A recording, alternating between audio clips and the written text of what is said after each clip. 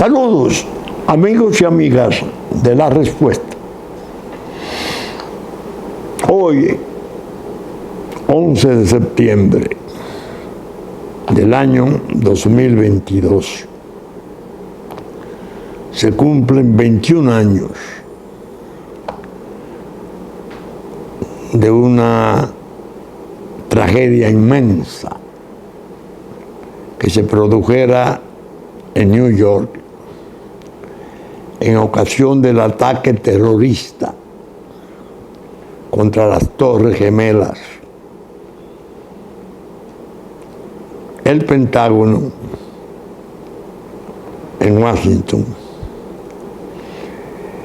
y un avión que fuera derribado, al decir de muchos, por el valor de los inocentes pasajeros que se dieron cuenta que irían a algún otro lugar, no sé si la Casa Blanca o el Congreso, que no llegó. El hecho es que faltaron solo 3.897 los muertos, casi 3.000. Todos vimos y hemos seguido viendo en cada aniversario el horror que fue aquello. Comentaba con un amigo residente antiguo en Estados Unidos que una de las cosas que más me taladró, que más me derrumbó, era ver la desesperación de aquellos que se tiraban desesperados, huyéndole al fuego desde pisos altísimos. Parecían moscas cayendo. Y el amigo me decía que esas imágenes eran tan duras que allá en Estados Unidos las habían suprimido, las habían eliminado, pensando que iba a despertar ese espectáculo una ira adicional, un dolor agregado al gran desastre. De todo el material que yo he visto, hay una obra de una interesantísima y brillante escritora española, Pilar Urbano, El jefe Ata.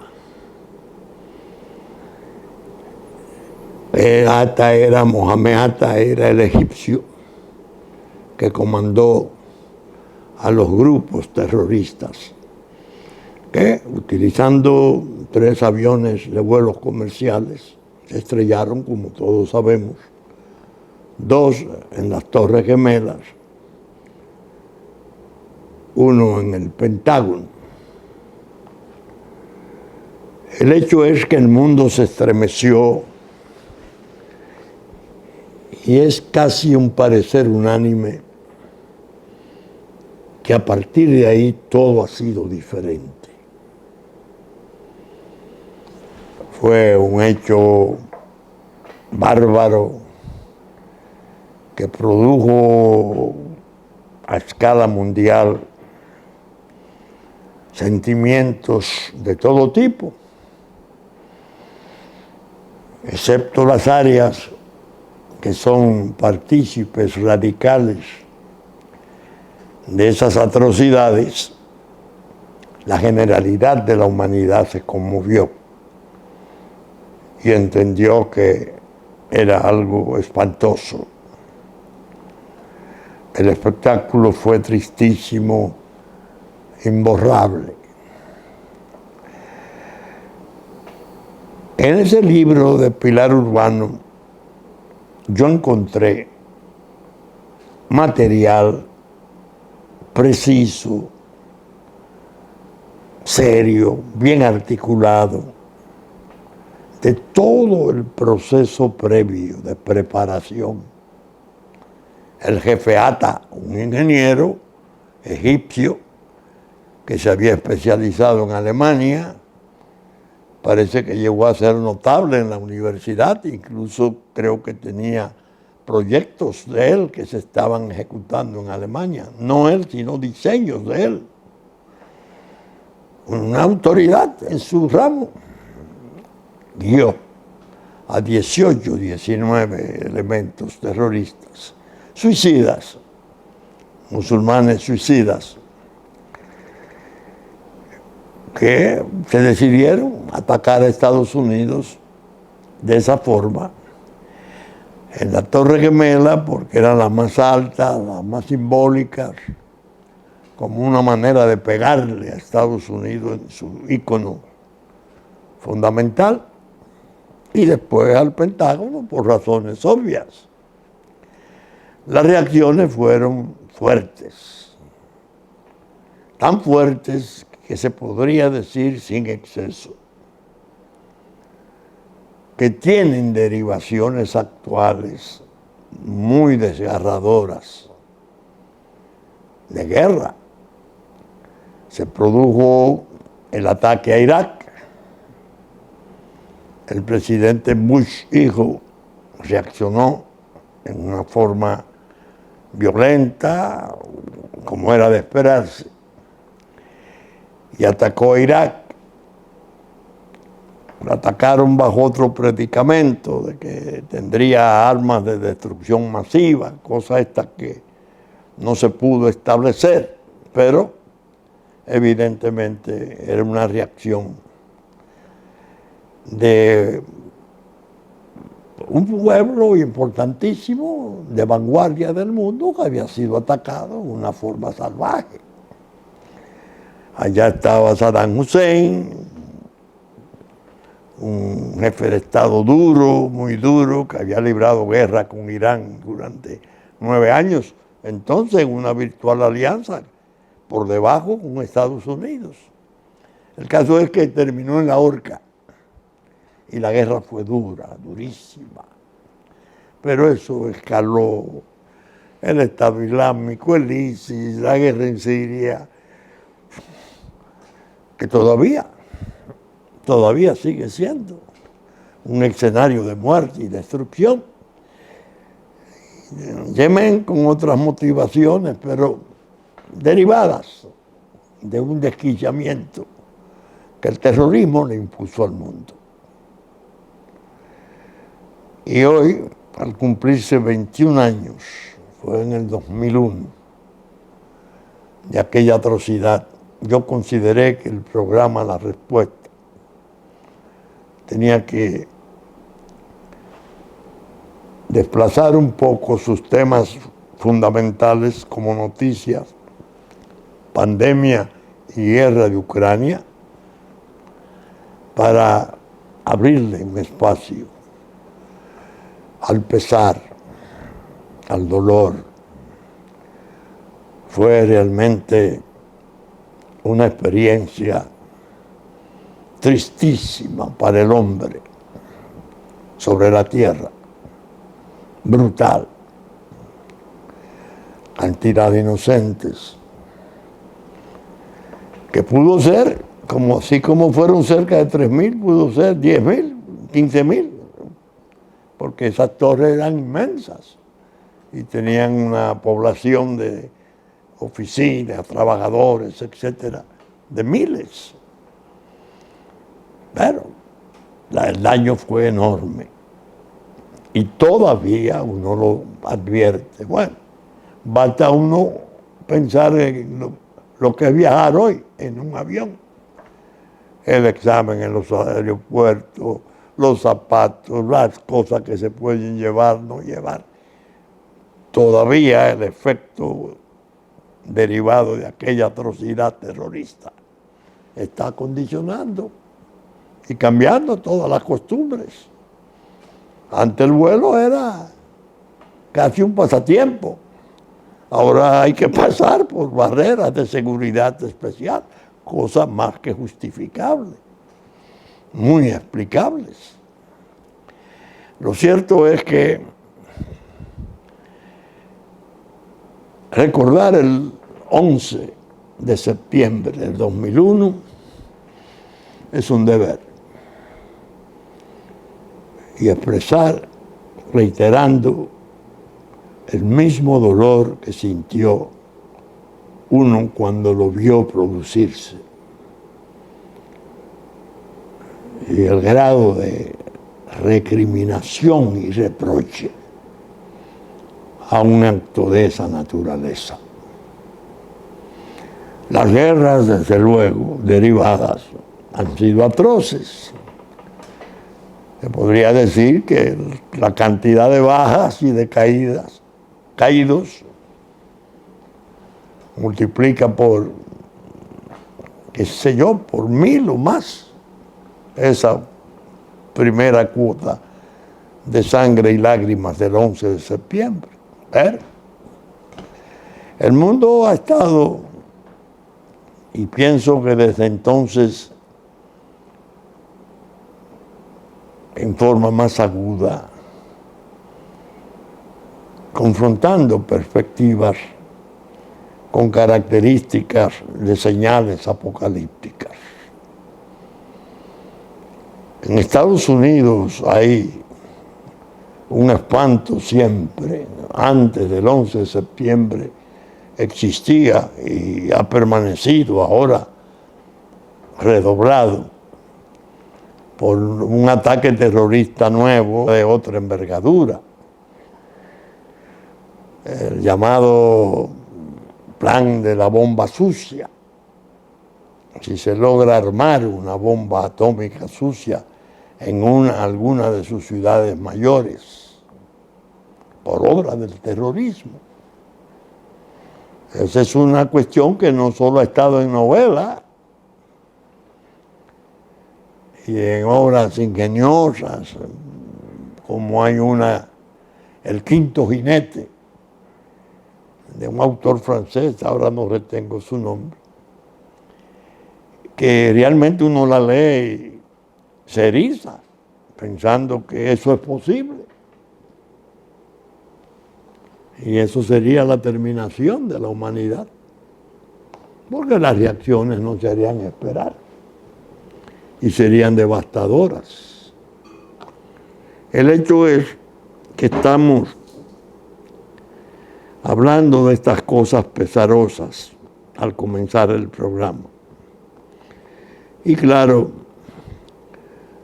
retenemos a Ucrania como un motivo presente, palpitante, de preocupación mayor. Una misión de ONU, creo que la que se especializa en el examen de la cuestión nuclear en el mundo, invitada por Rusia, fue a Sergoyevina, la ciudad donde están los 6 reactores más grandes de Europa, que por poco se produce un accidente hace 20 días, que pudo ser letal para Europa y para el mundo en gran modo, por una posible desviación de uno de esos misiles que se han estado tirando. Se llevó de encuentro todo el cableado de la energía y por suerte pudieron parar la tragedia con una planta, creo que de 320 megas, que sirvió de auxiliar. Pero ha seguido el problema. Ahora en el Consejo de Seguridad de Naciones Unidas se ha estado debatiendo la cuestión de saber qué se puede hacer. Vi hoy, antes de venir a grabar, que parece que hay una sugerencia de que personal neutral, bajo las órdenes y dirección de ese organismo, pueda integrarse al cuidado y manejo de los reactores actuales, los que están allí, tratando de imponer un cese al fuego en el área, declarar que esa área es intocable, porque, como decía uno de esos responsables de la guerra, no sé si era el canciller de Ucrania o alguno de ellos, que estaban jugando con la muerte del mundo. Y la verdad que la historia certifica y da fe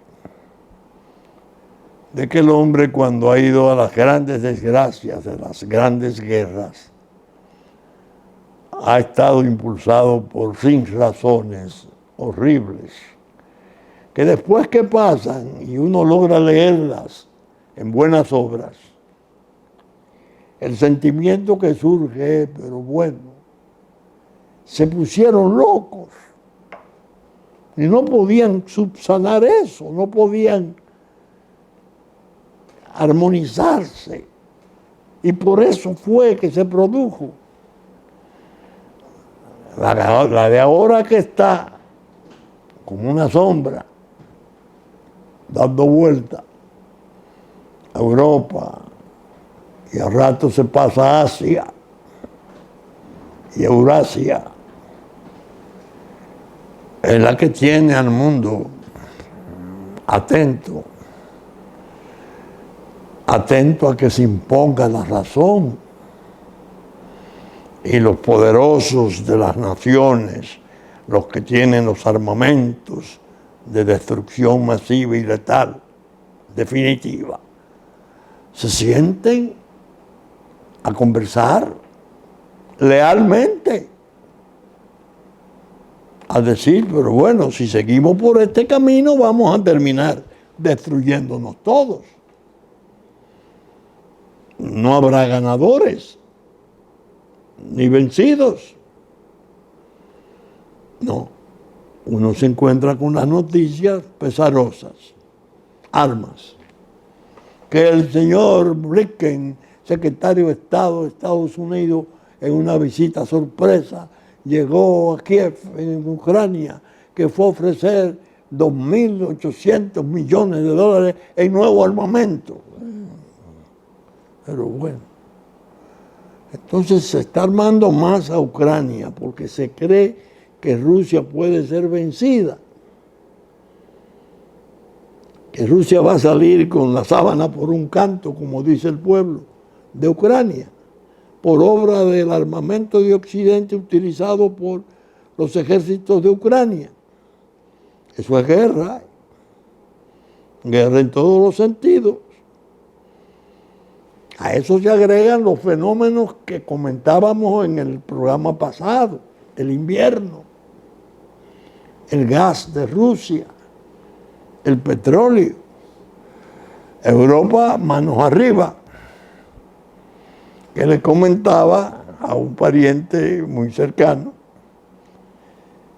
antes de comenzar a grabar, que había visto un video de esos que están reproduciendo en YouTube, unas declaraciones del presidente Trump en los primeros 2 años de su ejercicio, de su único periodo. Y la verdad que me impresionó, porque él se refería a que Alemania tenía que reaccionar, que Alemania iba a quedar dependiendo absolutamente en su economía y en la vida misma de su pueblo del gas y del petróleo ruso, que tenía que hacer como Polonia y creo que otras naciones de Unión Europea que se habían conectado con la fuente de energía en el Báltico, no dependiente de Rusia. Es decir, el que oye a Trump amonestando a Alemania por la miopía de no caer en cuenta que Rusia la estaba teniendo en sus manos y que esa dependencia podía serle trastornadora, cuando no trágica. Uno dice, pero bueno, este es el mismo Donald Trump que ahora va abriéndose paso su nombre y su liderazgo, y que se entiende que en las elecciones de noviembre, las cámaras norteamericanas podrían cambiar de mando al Partido Republicano, pero a una versión trumpista, porque casi todos sus candidatos ganaron en las comunidades. Y este era el hombre que amonestaba a Rusia, a Alemania especialmente, y la avivaba. Les decía, prepárense, no pueden seguir dependiendo de Rusia. No dice, pero bueno. Y este es el que quieren poner como un desajuiciado, como una especie de demente. No. Hay muchos factores en el aire. Está también el problema no solo del invierno y el frío de las poblaciones. Está el problema del alimento, los granos de Ucrania, granero del mundo, por lo menos de Europa y parte de África. Hay quejas de que los granos están siendo comercializados en una forma perversa, que los pueblos pobres de África no lo están recibiendo como han debido recibirlo.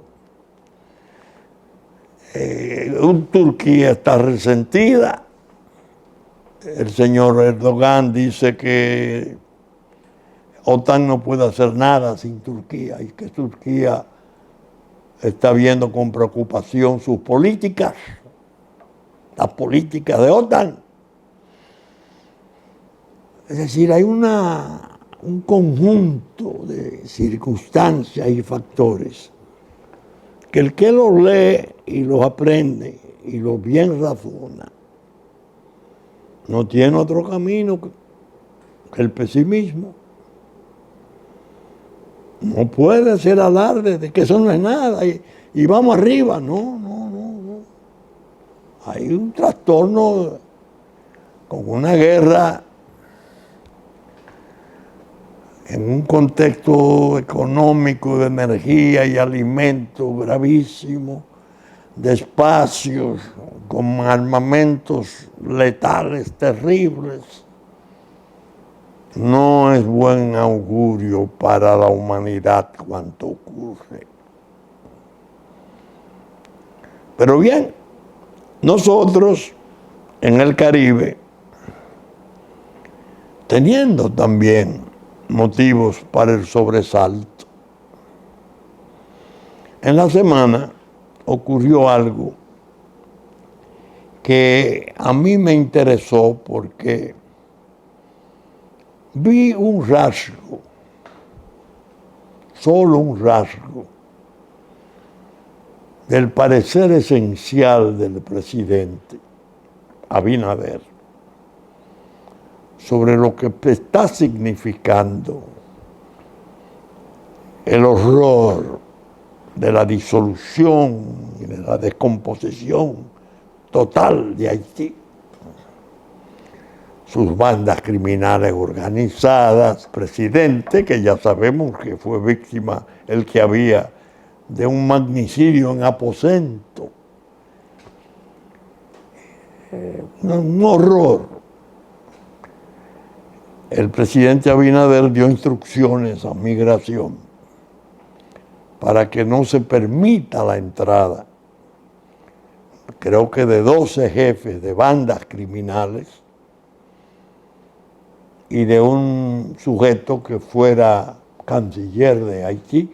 Creo que en la hora de la muerte era un funcionario importantísimo y no recuerdo exactamente si fue de lo que se barajó horas después para ocupar la presidencia.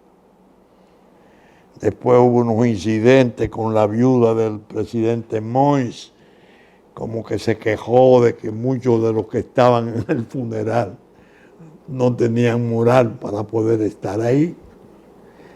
Un hoyo oscuro del mundo.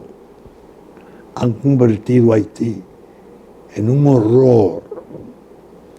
El presidente Abinader, al hacer esa prohibición, muestra, repito, un rasgo fuerte de su determinación,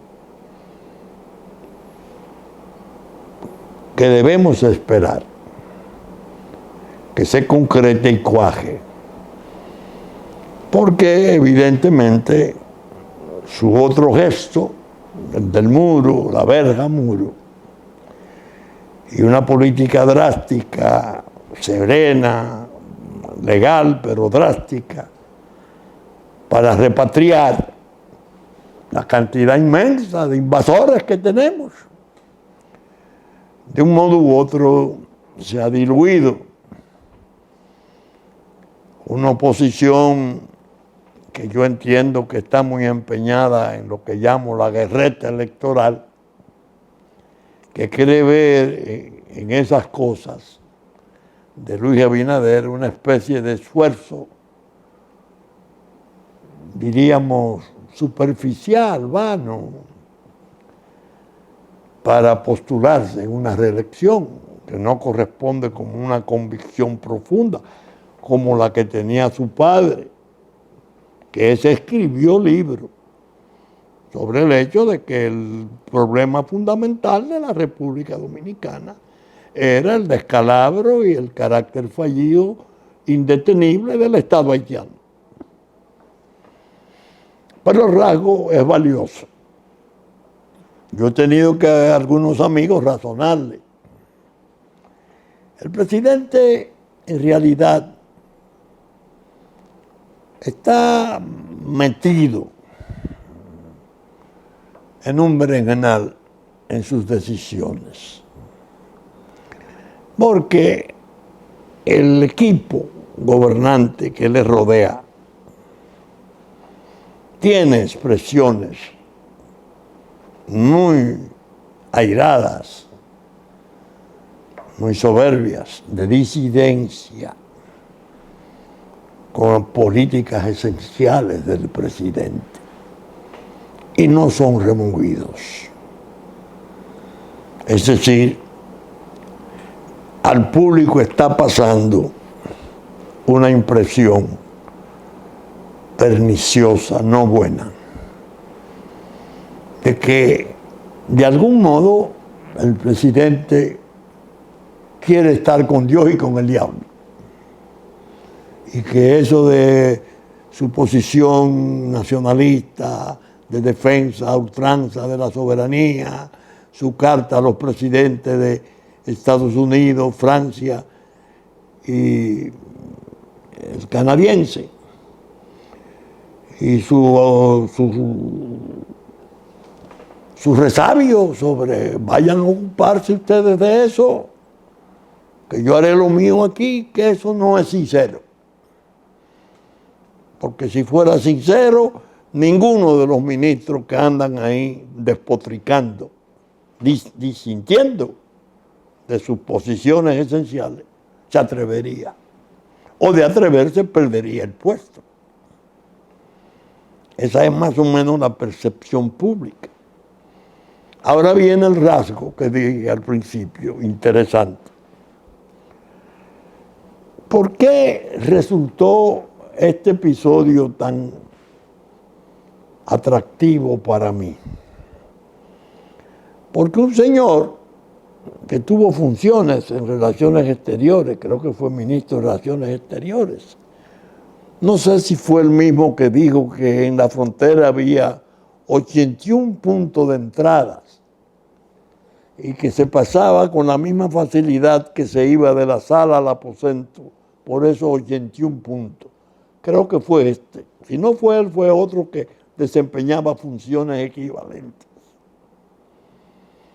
Y ese señor se le prohibió venir a Santo Domingo, entrar a Santo Domingo, en la República Dominicana en general. Pero también se dan los nombres de 12 jefes, cabecillas de bandas criminales. El hecho de poner al ex canciller junto con los bandoleros en la prohibición tiene un cierto contenido de mensaje que yo vinculo a la posición aquella en que el presidente Abinader le dijo a las potencias: vayan a ocuparse de eso, de ese desastre, que yo haré lo mío aquí. Lo primero que se suscitó fue una serie de remilgos sobre la legitimidad y la legalidad de la medida de prohibición de entrada. Aparecieron seguido voces del corro, de la traición, de los asociados y alabados por los haitianos, reconocidos como sus defensores y amigos.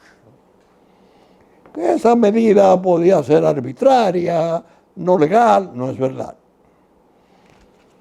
En la Constitución de la República, en su artículo 128, atribuciones del presidente de la República, en el acápite I, dice: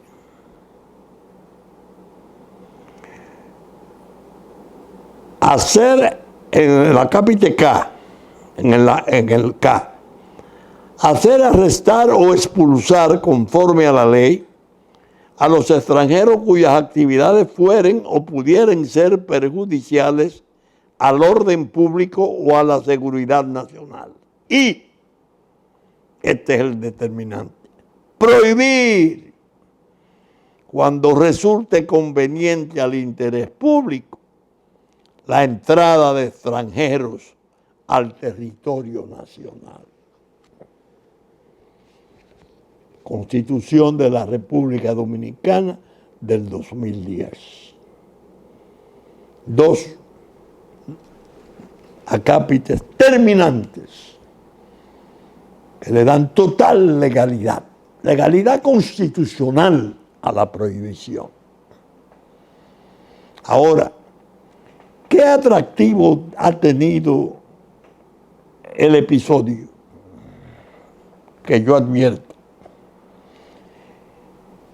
Que el sujeto de Haití, que es un crítico vicioso y detestable de la República Dominicana, dice que recibe con honor esa prohibición, pero que él continuará su lucha en honor de los padres de su patria, de Salines, Toussaint y Christopher.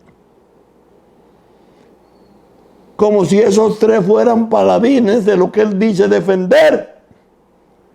Su lucha contra el racismo.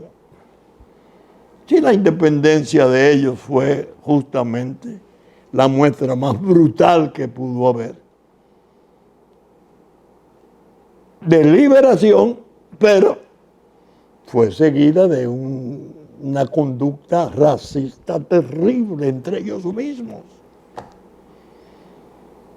Alejandro Petión, que era un exponente diferente de ellos, fue víctima de eso.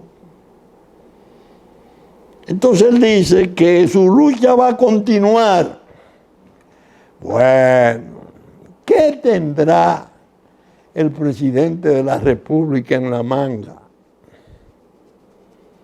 como información confidencial?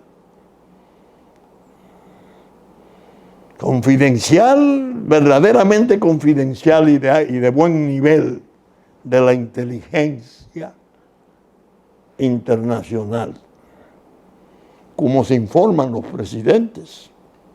¿Qué tendrá?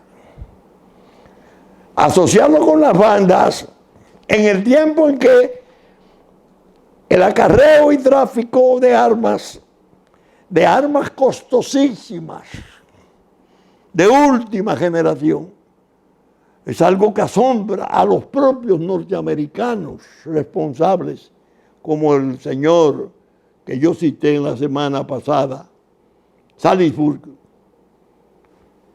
jefe de la seguridad del sur de Estados Unidos, asombrado. ¿Y estas armas? ¿Para dónde van? ¿Y estos fusiles de francotiradores de alcance de 1800 metros? Esto es guerra.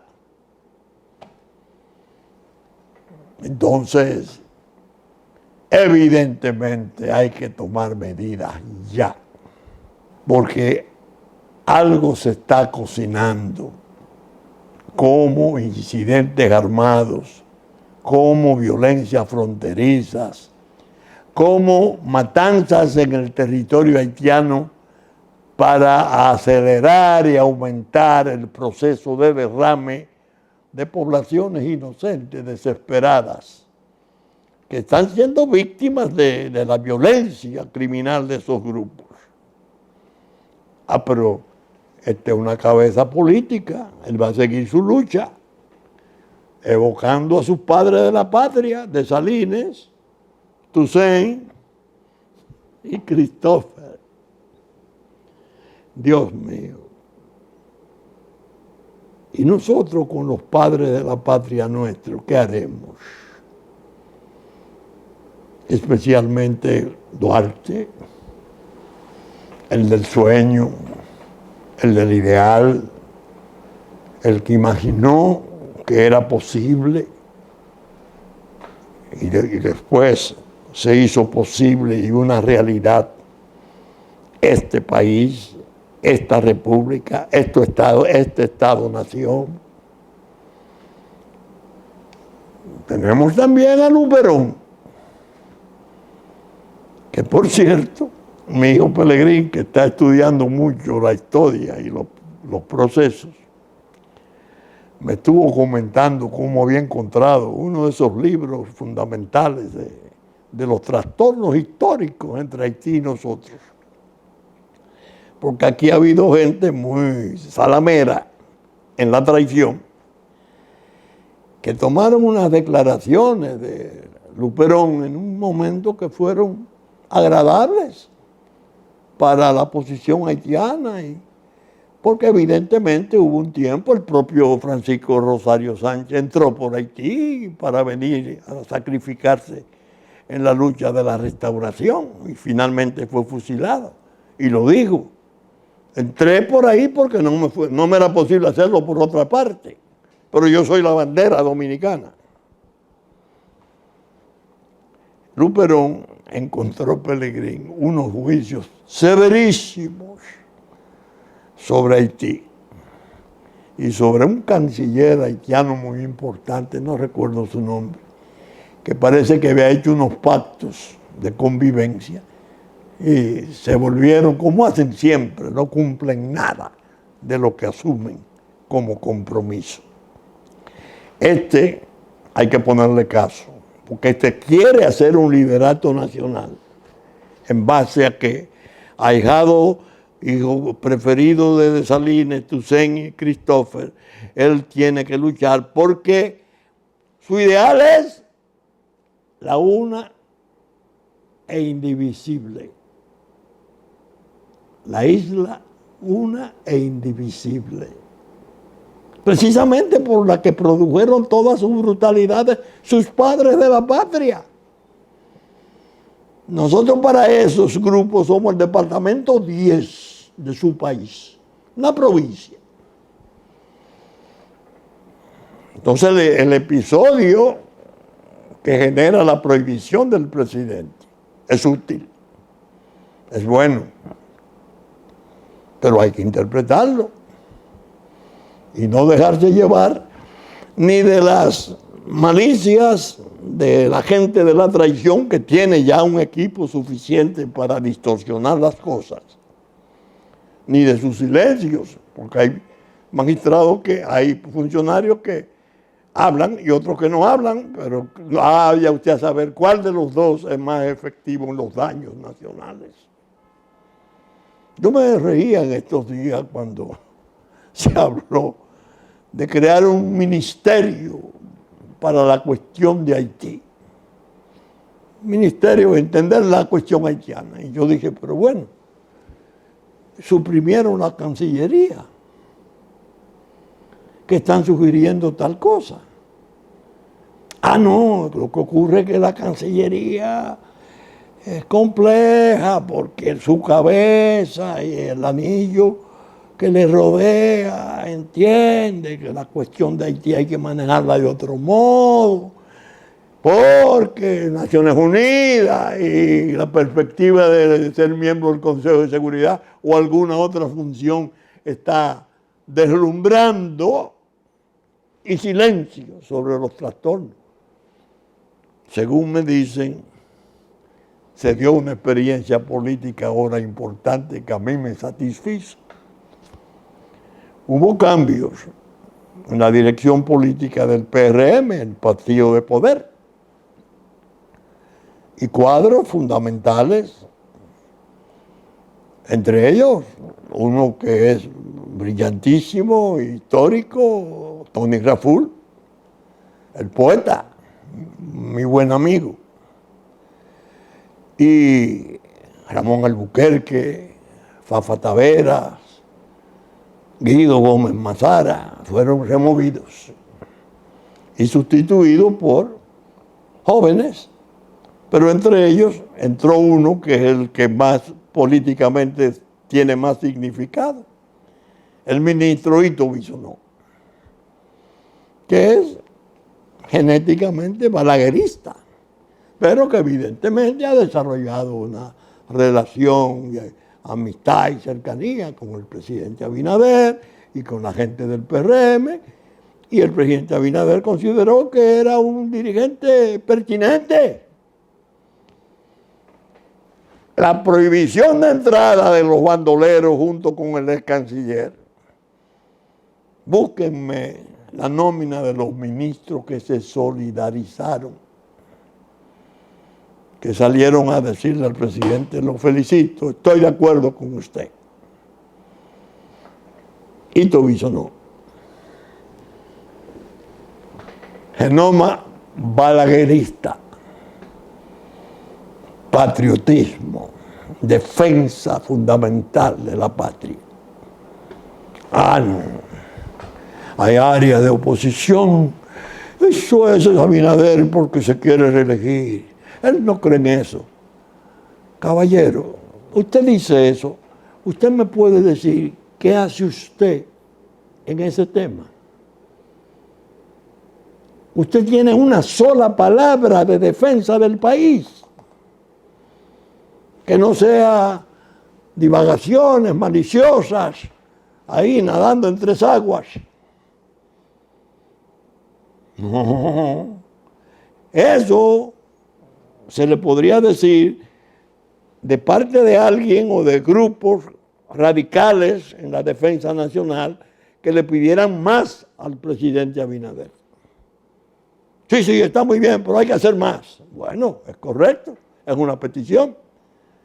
Pero decirle, no, él no cree en eso, él lo está haciendo porque se quiere reelegir, metiendo la reelección y la porquería electorera dentro de la consideración y el ámbito de los peligros nacionales. Eso es otra cosa. Esos peligros demandan unidad nacional sincera, franca, total, sin banderías políticas, simplemente respondiendo a la República en sus necesidades de defensa. Por eso, en la respuesta, yo he querido colocar ese incidente, ese episodio, y dar mis opiniones. Si me fueran a preguntar si puedo abundar, demandar más de las posiciones del presidente, yo le diría sí. Yo espero que haga más. Ahora, lo comprendo. Tiene cierto grado de soledad. Y el mando político en esos niveles es muy complejo cuando esos resortes de apoyo, del seguimiento, vamos a decir, del luisismo, que no se ha desarrollado, no están activos o no se ven. A veces el presidente parece como un tercero, como un funcionario más, como que no es el centro del poder, sino parte de la periferia. Eso es delicado, porque esas medidas se sabe que se tienen que tomar con una envergadura de unidad, de fortaleza, porque el adversario no es el señor ex canciller haitiano, de cuyo nombre no me interesa saber, ni los bandoleritos, bandolerazos, asesinos. No, la pelea es con la burocracia mundial de la cueva de trampas, que es la Organización de Naciones Unidas, que evidentemente fue la decisión de las potencias. Recuerden esto. Al morir el presidente en su aposento asesinado, con comandos importados, todo el desastre ese, las potencias tres que han guiado siempre, tradicionalmente, la geopolítica hacia el Estado binacional o la fusión, giraron hacia ONU, se agazaparon en ONU, y toda la burocracia de ONU está presente y guardiando a los funcionarios nuestros que parece que están como adheridos, como diríamos, con un sello pegante. No se sienten, todos son directivas de ONU. La pelea es con ellos. Por eso yo he sido quizás medio contracorriente otra vez, cosa que me propuse ir abandonando ya a mi edad. Y tengo una tesis que a mucha gente mueve a risa. Y yo me río de los que se ríen de mí. Yo digo, el pueblo no se suicida. El pueblo históricamente siempre ha tenido un puñado. Ese puñado ha sabido librar batallas brillantísimas, se ha sabido inmolar, ha sabido luchar. Concibo otro puñado. ¿Cuál? Los jueces. Y he dicho, la defensa mejor y mayor de la República Dominicana hoy estaría en que el Poder Judicial rescatara el honor nacional con una aplicación de la ley y una impartición de justicia brillante. Elevaría el rango, la categoría del Estado nuestro. Y eso nos permitiría en el ámbito mundial salir a hacer las defensas antes de que estallen las cosas que pueden estallar, que implican sangre, lágrimas, sacrificios, muerte. Oh, pero usted cree que los jueces, y yo le decía, recordando una anécdota muy pintoresca que hay en la historia política nuestra, hubo un momento en que el presidente Cáceres, en el almuerzo que había invitado al general Goyito Polanco, que era de su seguimiento ciego, un general de Santiago, pintoresco y valerosísimo, le dijo en un momento algo que otro había usado, una expresión que otro había usado. Dice, Goyo, ya definitivamente para futuro hay que gobernar con los maestros. Entonces el general Goyito Polanco le contestó: Mon, ¿y desde cuándo saben los maestros tirar? Porque él concebía la defensa de la República solo mediante los tiros, como lo hicieran. Ahora yo digo, los maestros tienen misiles importantes, fallos justos, elevados, respetables, serios, en desafío de todas las maniobras del poder político y del poder fáctico que anda detrás, y conjuntamente con el poder político que lo ha sabido asociar para cosas terribles.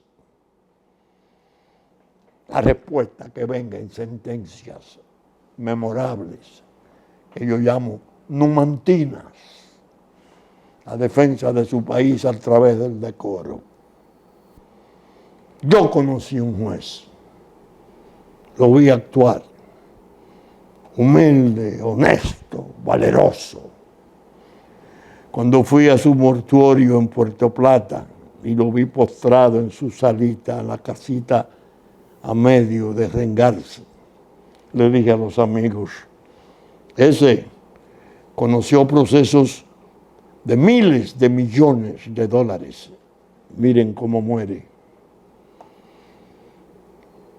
Le llegó a temer el narco, que llegó a tratar de sobornar y sobornaba al Ministerio Público para que su Cámara no fuera apoderada de sus casos que implicaban muchas veces a grandes capos que entonces estaban actuando aquí o venían a organizar actuaciones aquí, como aquel caso de Aljure Barjún.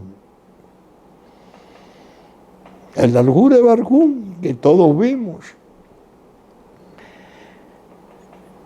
Esa muestra de ese hombre que lo quisieron desacreditar, que no tenía competencia, que era un arbitrario, que era...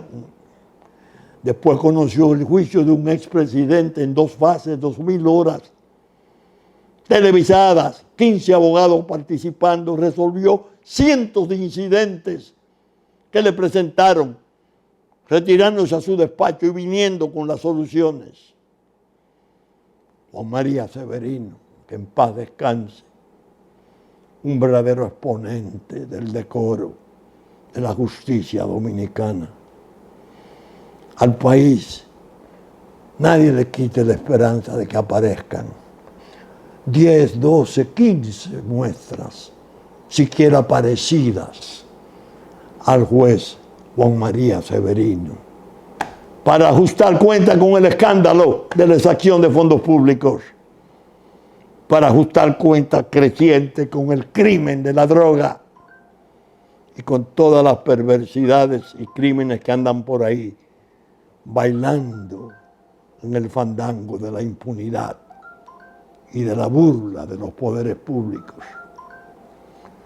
¿Saben ustedes que estamos saliendo por Supercanal 33, Claro, 3 del cable, a las 11 de la mañana de domingo? Domingo, Teleimpacto, canales 22, cable, 52, Claro, que estaremos